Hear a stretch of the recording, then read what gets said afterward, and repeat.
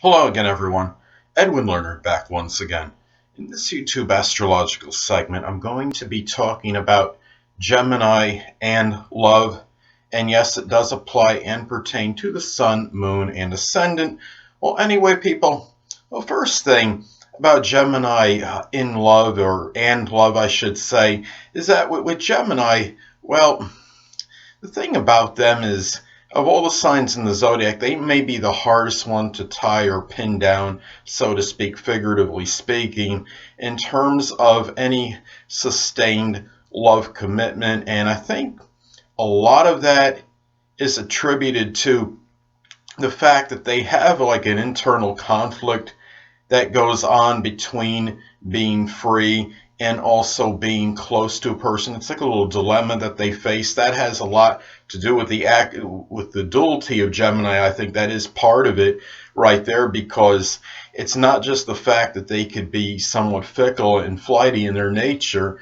It's a fact that they can kind of vacillate back and forth to wanting to be close to someone and then wanting to be at a disconnect. So and what happens is when Gemini feels, in a lot of instances, that they're going to have perhaps a potential close connection with someone, what it is, it's a threat to their freedom to some degree. It's like what it is it's not so much in the freedom in the sense like with Aquarius, where Aquarius is really strongly about freedom, but with Gemini it's more about that freedom to have their enjoyment, where Aquarius is just more general independence.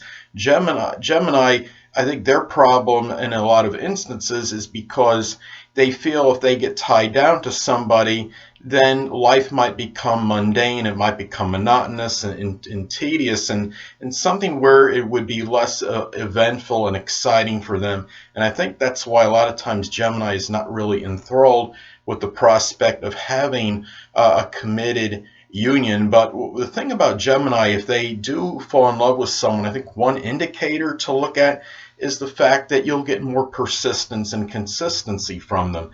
And when I say this, what I'm talking about is, say if you're involved with a Gemini person may, because of the vacillating nature, you might be with them for a little bit, him or her, and then the person may drift away for a little bit. Gemini person may drift away for a period of time and then come back, and kind of a lot of their relationships, I think, could be somewhat sporadic and erratic. But what happens is when a Gemini really feels like, I think when they're in love with a person, what happens is they become more consistent, and that's when you really become cognizant perhaps of the fact that Gemini might really be strongly interested in you, and the chances are increasing of it becoming a more of a sustained type of relationship.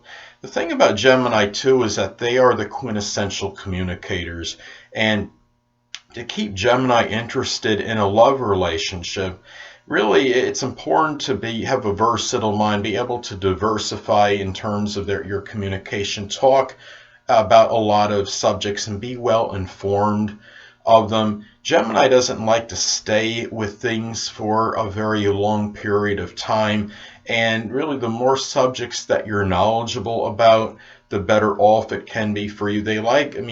Gemini, like any of the signs, likes the physical stimulation in a relationship, but they may also equally want the intellectual stimulation as well. What can attract a Gemini is somebody that has a versatile mind, somebody that could be loquacious, talk about a lot of different subjects, be quick-witted with their responses.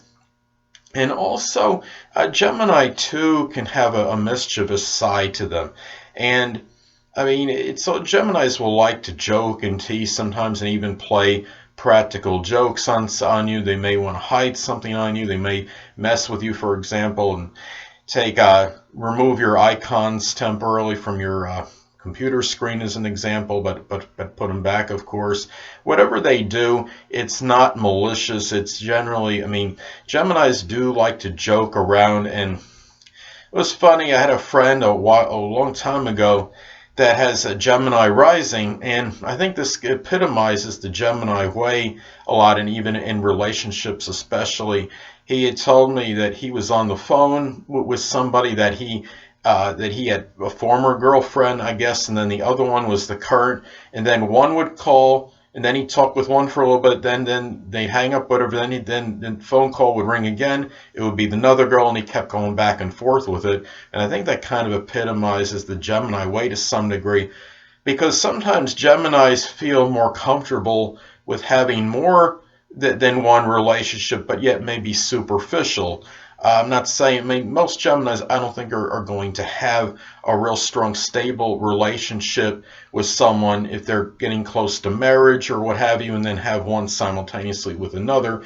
But they might be superficial ones. They may have more than one going on at the same time in many instances. So, but the thing about Gemini is when you win, when you really, when you show that you're intellectually competitive with them, do a variety of things, be able to be versatile in as far as conversation and what you're able to do as well. I mean, that's the way that Gemini will often be attracted to you for those things. Gemini can be strongly attracted to one's mind, and the thing about it is Gemini often likes the youthful qualities in someone, the intellectual side of a person, somebody that can be capricious and really be able to joke around and not take things too seriously. So Gemini would not necessarily be compatible, say, with Capricorn or Taurus for those reasons, because Taurus and Capricorn, of course, can be a lot more serious. So, and Gemini does have a hard time making the commitment to someone, but once they do, there's a better chance, that is a good chance that it can be sustained, because since it takes a while for Gemini to feel that commitment, and once they do, it can often be for a very sustained period at that point. Well, anyway, people, that'll conclude this YouTube astrological segment for Gemini and Love, and stay tuned next time where I'll be talking about the zodiac sign Cancer and Love.